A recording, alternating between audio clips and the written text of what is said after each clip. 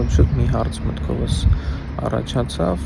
եւ դրա պատասխանը գտակ, ուզում ձերդ կիսվել, հարցը տվյալն է, ինչու դիմադիր ուժերը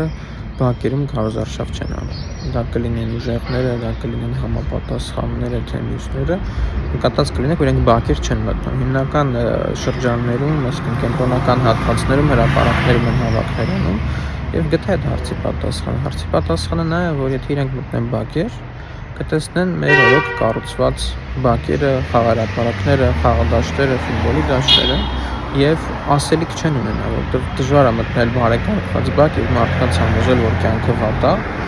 իսկ մենք շրջում ենք մեր կառուցած բակերով, իհարկե դեռ շատ տեղեր ունենք աշխատանքներ անելու, բայց աշխատանքների ծավալը այնքան շատ է, որ